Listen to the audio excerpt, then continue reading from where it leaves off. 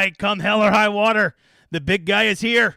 It is PGA. Look, it's Wednesday night, PGA DFS. It's coursing through the veins. We got to have everything we need to know to get ready. Do I have a stint still in me right now from 2 effing surgeries this week? Well, in the last 10 days to deal with kidney stones. Yes, I do. And you're like, well, I've had kidney stones. They're not that bad. Well, I don't mean to be the one-up guy, but I did it in the middle of chemo. Still on that because the big guy is still playing those cancer games. But I'm still here on Wednesday night because you know what? I can't sit here and stress the importance of waiting until Wednesday night to make your lineups and then be here and not be fucking ready. So I'm here. I really am not even telling you to flex about all my injuries. I'm really just telling you so if I pass the fuck out, you know what happened, all right? Let's keep the chat alive over here. I don't know how much I'll get to it, but I would like you guys keeping it clean and positive over there. That's what we do. I might even give away a little something to somebody who is making the editor happy, the most happy in the chat. So do that, all right? Also, I'm at Ship It Nation now for a long time, almost a year. Very happy year of my life, even with shit going bad. And we're almost at 10,000 members. Why don't you hit a like and subscribe? New guy, all right? And for all you new guys out there, welcome. My name's Degenerate75, better known as James. Actually, maybe I'm James, better known as Degenerate75. See, I've already got my lineups, my lines fucked up. You know we're not exactly going at 100% here. We're going to try to do a full show tonight. Got a couple special segments we're bringing back, so maybe we'll be more in the 35 to 40 minute range tonight as opposed to just the 20 minute range. The point is, it's just to give you everything you know to get you ready for the Sony, because there's so many slapdicks out there. If I have to see one more person on Twitter given the weather using fucking look at that, already F counter's alive. If I have to see one more guy using Windfinder and telling me what the weather is going to be with 100% certainty, I will start nut punching people. I will nut punch you, and my nuts are sore, so I'm going to take out a lot on that, okay? Let's shut up. Let's get going. New guy, simple question. I got to get going, or we're never going to get this show underway. Have you made your lineups yet? I bet you have, you stupid donkey. All right, I forgive you. Look, DraftKings, weird week for DraftKings. They did bump up most of the contest, made them a little bit better, but not the main. A lot of them are already full. I went to reserve my contest I was going to play this week. Getting a $100 single entry, getting all those. Yeah, we're doing $10 in F count this year. Big guy's got to learn his lesson about cussing, all right? $10 per F counter. Money's going to go to one of you, so I hope you enjoy it. That's why you should be a good person over in the chat. And I just don't get what DraftKings is doing. Almost all the main contests are full. The $100 single entry is gone. So, like, the one that I'm going to draw to play with you guys, we're probably going to have to play at Showdown because the $100 is already gone. The $10 18 max, the one I got him to make a long time ago, almost full. The Club Twirl's almost full. The $12 single entry is almost full. The $33 single entry is almost full. The $5 that everybody loves, already gone. They bumped it up to $125,000. No. Maybe they bumped it up to 150 this week. I can't remember. It's either 125 or 150. A nice solid bump to it. It's already full. They don't know what the fuck they're doing. They just stick fucking contests out there like they've never done these before. And I try to tell them they're gonna fill. I mean, look at this. We are still 16 hours away from lock, and we don't even have a secondary $5 up, which is just insanity, right? And I have other reasons to shit on DraftKings today, but I've done some thinking about it, and I'm not gonna do it. I'm just gonna let them be, poor thoughtless assholes who can't think through an issue. I'll just leave it at that. I won't go into the specifics, okay, or the Pacific, which we will be going in today, ironically, as they're playing in Hawaii. There you go. Good geography joke. Thank you. I'll be here all week. No, probably just tonight. Probably just tonight. All right. So contest, I'm telling you guys, go get in what the hell you want to be in because they're going to be full soon. If you're a medium to higher level player, the 4max 250 is going to be full soon. The $200 single entry is going to be full by the end of the show. I had to go, I didn't even want to do a 150 max this week, but there was not shit left, so I got left max in the pitch and putt because that's all that was left. I guess until DraftKings is going to start giving us good weekly contests, you're probably going to have to start reserving your shit on Tuesday nights if you want to get into the good contests that you want to be in because just clicking here on an early Wednesday evening with 16 hours till lock, the shit's already full, right? And even if you're playing in the big $20, you know how, I just hate that, like, if you get 9th place, you're going to win $2,000. If you max enter this contest, okay, 150 lineups, $20 a pop, and you get 9th place, it doesn't even cover all of your entries. That's $2,000 on the $3,000 you're already in. So basically, you have got to finish 7th or 8th place in this just to guarantee that you break even. This is a shitty payout structure. They could make it so much better if they would just not try to pay out so many people and put that money in the top 10. But, the same people that make the contest are the same kind of people that are putting it out too small, so they're not going to do it. All you can do is just keep bitching at them and, just know that every time you get in one of these contests, you're casting a vote with your lineup. So, make sure you're getting into good contests. Don't support their shitty fucking contests and their shitty fucking structures.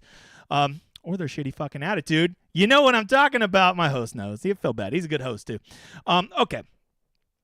So that's it. That's it. Let's move on to the next thing. New guy. What's the first thing we always check at PGA DFS?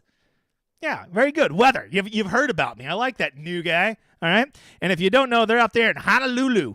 Okay, over by a big crater. All right, or maybe that's just a big golf hole. I don't know. Diamond Head. Not sure what happened. I'm gonna go with either it's a big golf hole, right? You just put it in there, or it's an active volcano. I'm not sure which one, but it's got to be one of those two. And if you're looking at the weather, well, I got theories for you, okay? I got theories.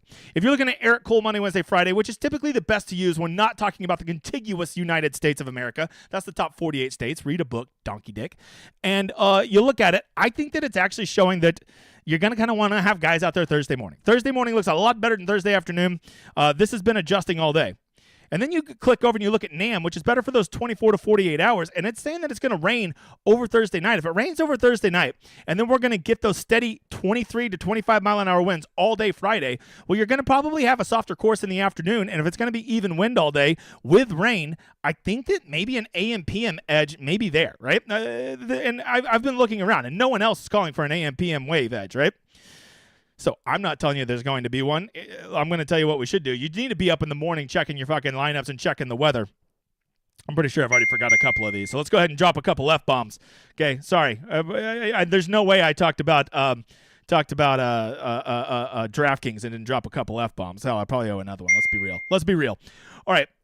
So here's what you need to do. You need to be up in the morning. Lock's not till 11 a.m. Lord's time zone. That's Central, new guy. And here's what I can tell you. Right now, if you made me bet, I would actually think that there's a little edge towards the AM-PM wave.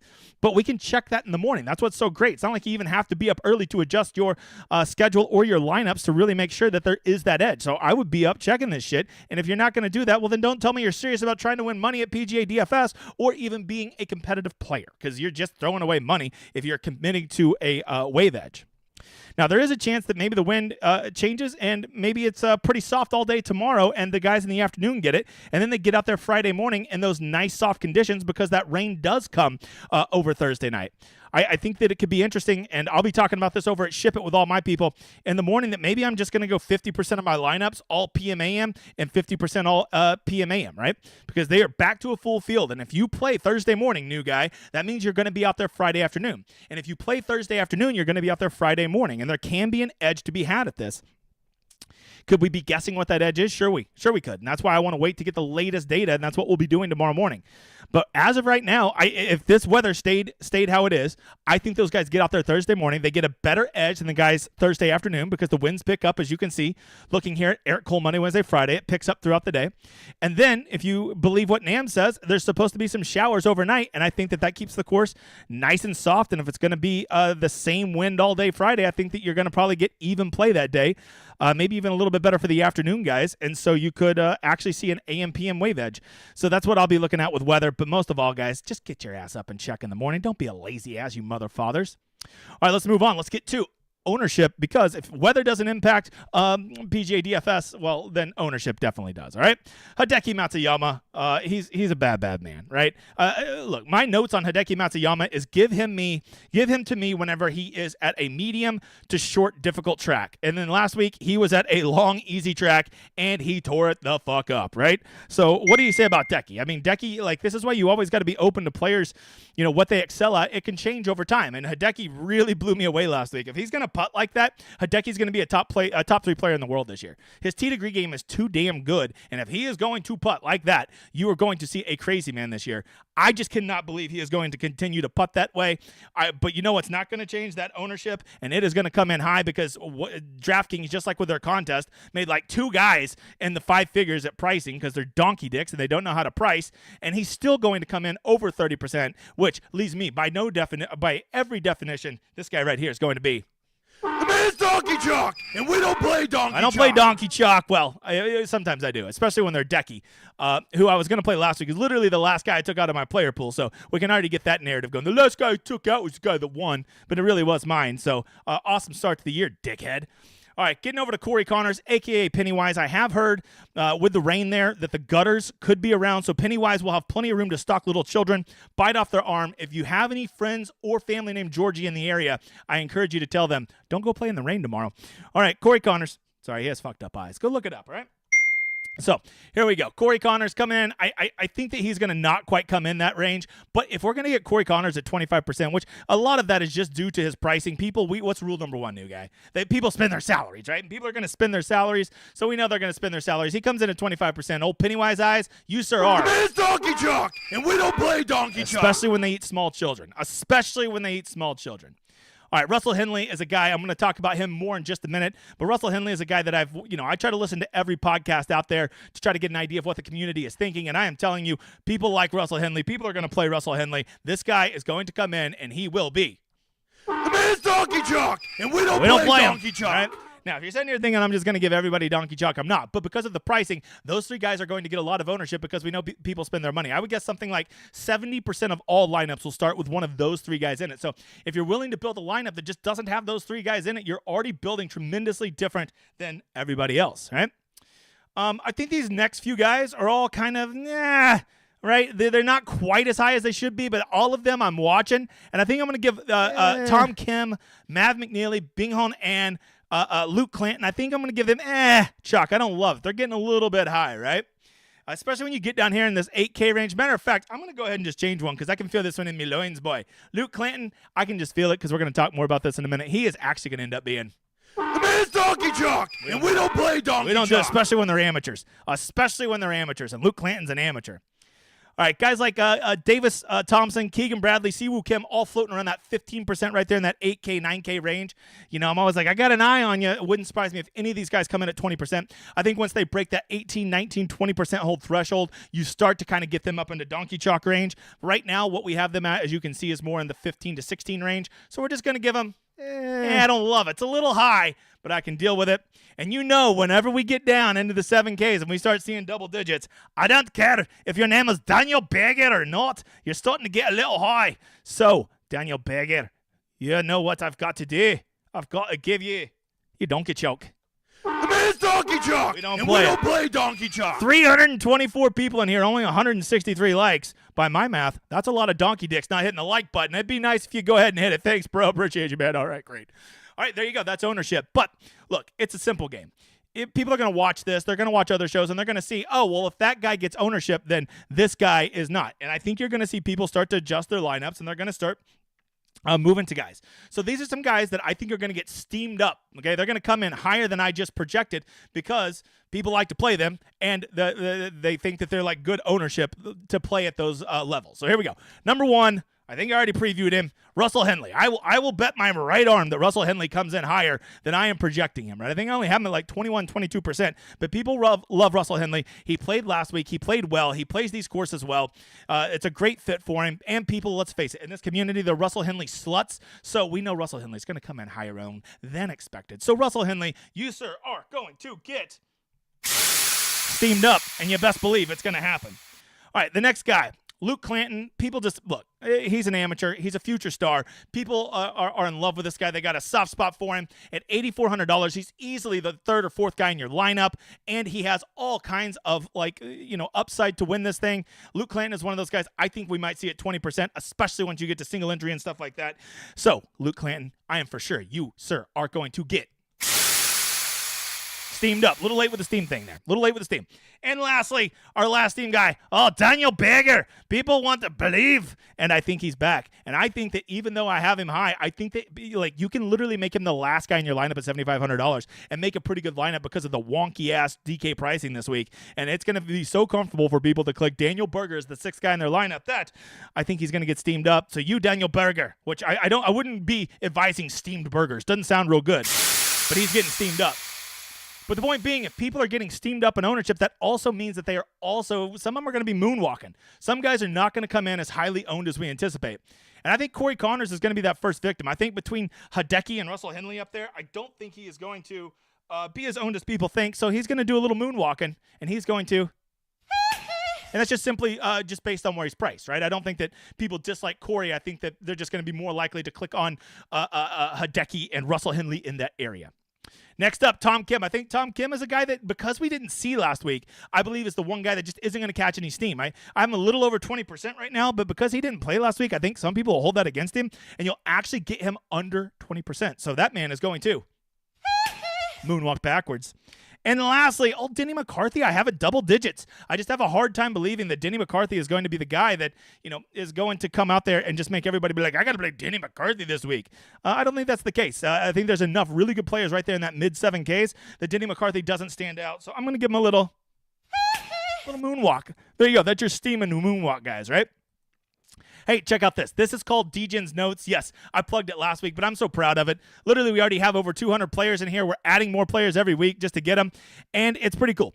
What I've been working on is we have all of their basic stuff, right? Like right here, you can see from the scorecard. But you want to know some decent notes. You're new to PGA DFS, right? New guy, and you just don't know that much about these guys. You don't know much about Austin Eckroat. You can click on him, and these are notes that I've just accumulated over the years, things that I know about these guys because I watch a lot of FM PGA DFS, and I know these things. So like if you don't know, he's good at easy short courses. Well, this is a short course. I don't know how easy it's going to play.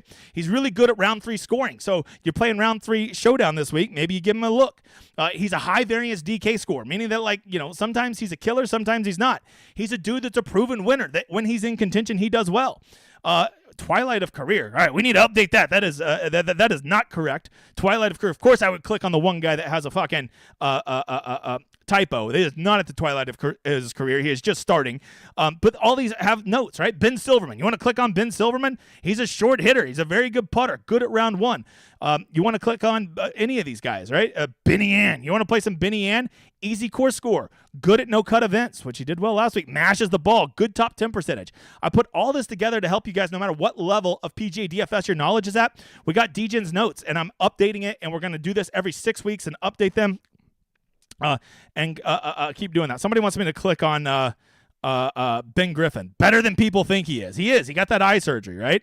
And he laughs like Peter Griffin. All right, there you go. That is DJ's Notes. This is part of the stuff that I give you. This is just part of our PGA package, all right? This is no additional cost. This is just the kind of cool tools we're always building over at Ship It Nation. And I just want to show it off because when you go look at everything we offer versus what everybody else offers, and then you see that we're also cheaper than everybody else, it just becomes laughable that you would ever go to any other DFS site than ours. So I just want to show this off to you. There you go. Let's move on.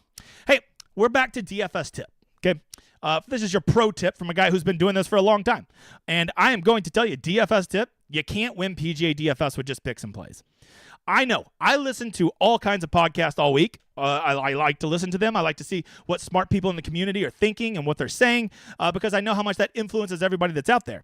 And I remember when I first started playing, I can remember vividly making my entire player pool literally just from like listening to podcasts and them saying, oh, this guy's a good play. I can remember the Pat Mayo saying, I really like Jason Kokrak this week. I didn't know who the fuck Jason Kokrak was, but Pat Mayo said play him, so I played him that week, right? And hearing people's picks and plays is fun. It is definitely part of the process. I still will play 10% of my player pool. Usually is somebody I heard on a show and somebody made a really good case for him, and I'm like, I like that. I'm going to add that guy to my player pool. So I'm not telling you to fade picks and plays, right? But if you are just completely getting all of your picks and plays from some guys like, here's my 20 guys I like this week, or you just listen to podcasts and get 5 from this show, 5 from this show, 5 from this show, and 5 from this show, you're never going to make it. PGA DFS cannot be beat with picks and plays. Matter of fact, it's probably about the 6th or 7th best way you can get it, right? The best thing you should be doing, of course, should be looking at weather, looking at ownership, looking at lineup construction, looking at exposing different ways of building your lineups and roster construction and stuff like that. Those are the real ways to get an edge. Of course, chasing overlays, getting into good contests, those are much better ways to gain an edge at PGA DFS than listening to other people's stupid picks and plays. Okay. Now that doesn't mean you don't listen to other people's picks and plays. I'm just saying make it 10% of your entire player pool should be people's picks and plays, right? Oh, this guy said a really good one. I really liked his logic. Well, then go with it. There can be some really good picks and plays out there. But anybody who's selling you 25 players for their player pool this week and that's going to help you win at PGA DFS, you're going to be a loser in the long term. I guarantee it. You cannot beat this game by playing other people's picks and plays at PGA DFS. It can't be beat. You want to play weather? You want to play a good contest? You want to play the ownership game? You want to play the roster construction game? You want to play the pivot game? Those can pay dividends in the long run, and it is something that can make you sustainable, and you can beat PGA DFS if you do it. But just trying to do it with other people's picks and plays, you'll never get there. So hear me out and hear me clear. Do not just do pick some plays. Yes, I get it. They are fun. Have it be part of your portfolio. Have it be part of some of your picks, but do not make it everything, or I can already tell you how this year is going to end. Your wife seeing your credit card statement and you with another fucking year of losing at PGA DFS. There you go, dude. And for all you women out there, I guess your husband sees yours. I don't know. Whatever. All right, moving on.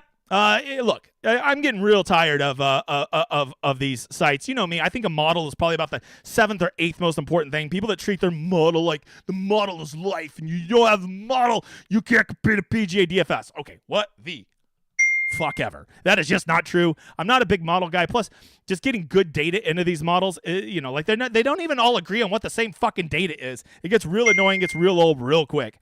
But some things we're looking at this week, of course, Bermuda course, those middle range irons are what we're looking for. I like driving distance and good drives. I think you can actually beat this course with long driving if you can be long and straight. A little around the green at Bermuda, and then who does well in the wind, right? And you can see Russell Henley looks number 1 in the model. But I got to tell you, man, I'm done with looking at those. Like, they're just so inconsistent, right? This is the DGen scorecard. This is the other part of DGen scorecard, right? I already showed you the notes. Here's this. And, I'm going to go ahead and we're going to get to the question of who is the one guy I'm playing, who is the one guy I'm not playing. And we're also going to go with who's my one sleeper. And I come over here, and I just like looking at this. And you see these tops right here, this is just compared to other golfers. Surprising that Scotty Scheffler is an A+ at almost everything compared to other golfers except putting, right?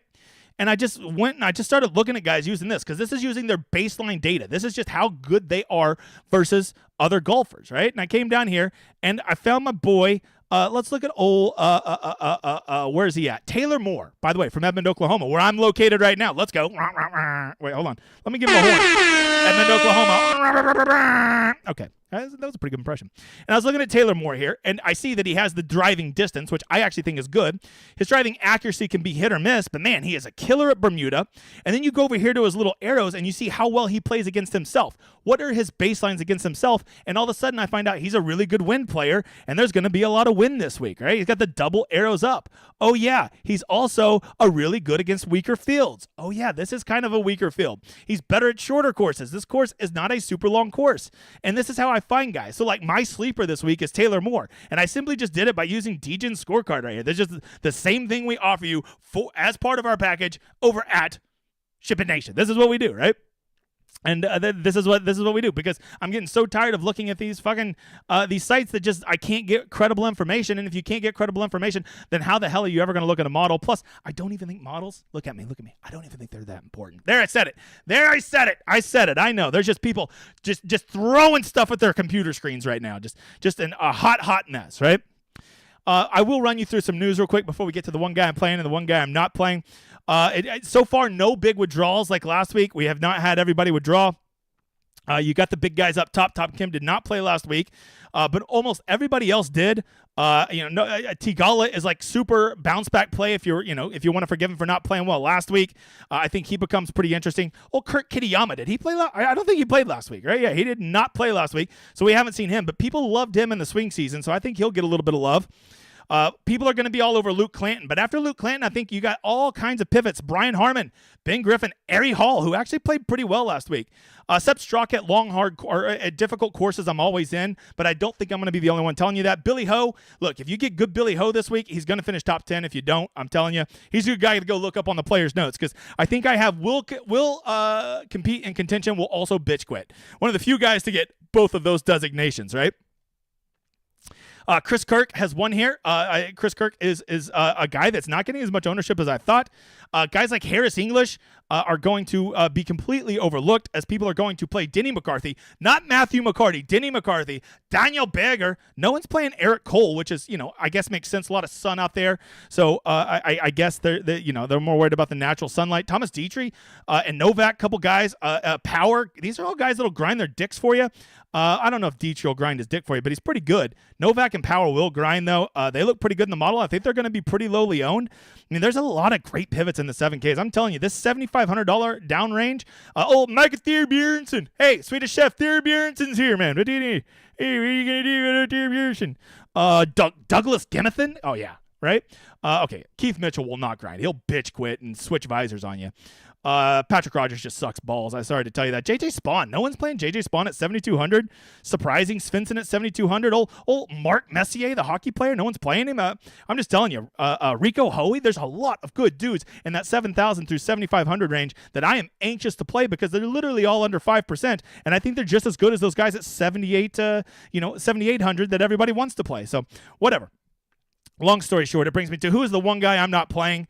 I mean, God, I really wish I had the nutsack to say I'm not playing Hideki, and I still might not. That still might be the guy. But I think the one guy I'm going to fade just because he didn't play last week, I think I'm going to fade Tom Kim. I think I'm going to play Tom Kim simply just because he didn't play out in Hawaii. Maybe there's some type of, I don't know, maybe he's got a little something going on. He's like, yeah, I'm not quite back. I think Tom Kim's a fine play. I'm just giving you the reason why I'm not playing him. He wasn't here last week. Which brings me to the more important question. And don't forget, my sleeper's Taylor Moore. So there you go. Taylor Moore, Tom Kim, the one guy I'm not playing. But who's the one guy I am playing? Well, we're back. We're back to making videos, right? And the editor warned me that I need to put my goggles on for this. So let's see who's the one guy we're playing this week. Let's get going.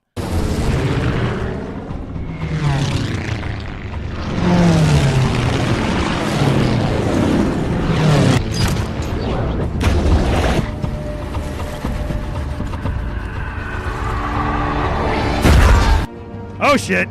USS Arizona. Don't you do it, Decky. Don't you do it. That's a battleship. We need that. Oh, no. Hideki, he wins one tournament. Now he's blowing up our ship. Unbelievable. By the way, Pearl Harbor's in Hawaii for all of you that are ignorant donkey dicks. Okay, don't think this is some attack on the Japanese weirdos. Fucking weirdos. Oh, he saved Daniel Berger. Tigala. Save Tigala. I want to play him this week. Let's go. Save him. Save him. Go and get moving. Go, Daniel.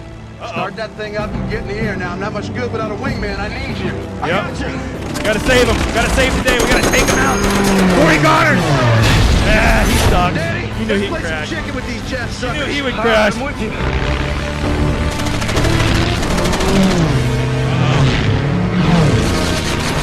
Go left. Now. Someone's gotta stop Hideki.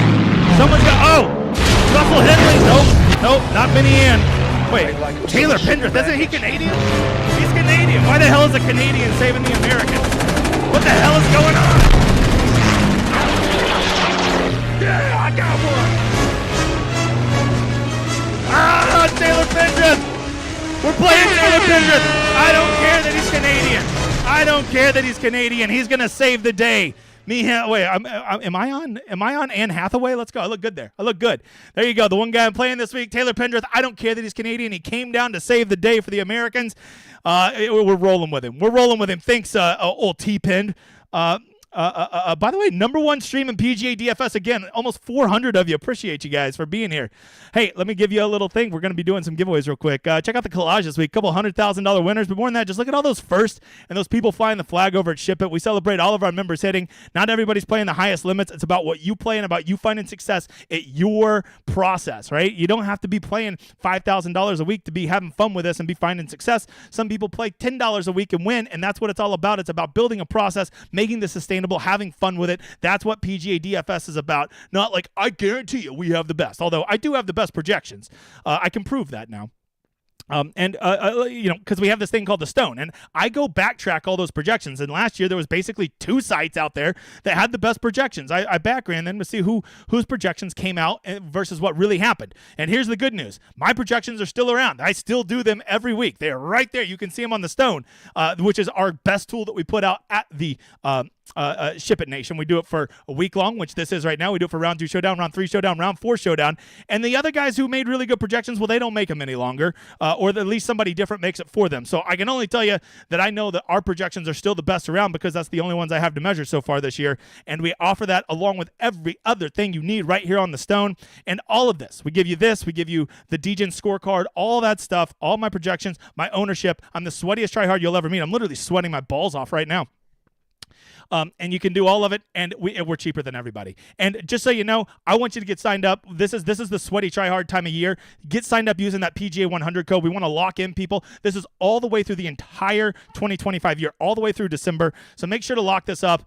We also have monthly, but I'm telling you that annual package is laughably cheap once you put in that PGA 100.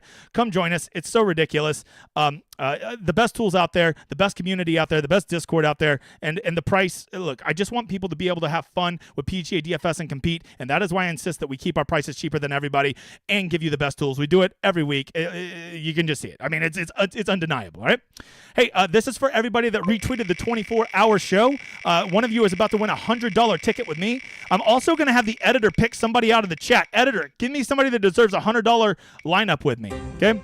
Lucky Micah 5. There you go. Me and you, we will make a $100 lineup together. I will split the profits with you 50-50. Just shoot me a DM on Twitter, okay? And we will do that. That's Lucky 5 Micah. And from the audience, I want the editor. He is going to pick one, just somebody that was a good. He says, congratulations to Joe Whalen. Whalen, a big victory. There you go. I told him to pick somebody from the chat who was involved in being positive tonight. It looks like he picked Joe Whalen. Joe, reach out to me. I'm pretty sure we've built lineups together before. We will build a $100 single entry. We will do that together. I think that is it. Is there? I also wanted the editor to send me a couple questions that I would answer. Let's see if he sent those. You were live. Didn't open the new notes link. You need to refresh the page. You didn't open the new notes link. I don't even know what the fuck the editor's talking about. Oh, another little bit. All right. Let's see. Let me see if there's any good questions I want to answer, and then we'll get out of here. I left the editor pretty busy tonight. I think that's it, guys. I think that we did a good show. We got everything in. I need to get off of here because I don't feel that good, to be honest with you. I need to start recovering, hitting a little trip to Vegas because you know what? I'm tired of cancer and chemo controlling my freaking schedule. So I'm gonna control my schedule, and I'm gonna go to Vegas with my wife and my best friend this weekend, and we're gonna have a time. So, guys, I need you to remember rule number 1 for me. This stuff is awesome. PGA DFS is so much fun. Enjoying the content, listening to it all week, breaking it down, listening. Forming our ideas, forming our lineups, building our lineups, getting together, checking the weather, tilting our lineups, hopefully celebrating our lineups, and then just enjoying whatever results we get, good or bad. That's rule number 1. Don't take it for granted. Be thankful you have it. I appreciate all of you guys being here and continuing to make this the number 1 stream in PGA DFS. If you are not checking out Ship It Nation, then you never need to play DFS because you're just like, you're being a donkey dick. Just go look at it, I promise. All right, guys. Let's put our hands up. Rule number 1. Let's be thankful for this. I'm so high.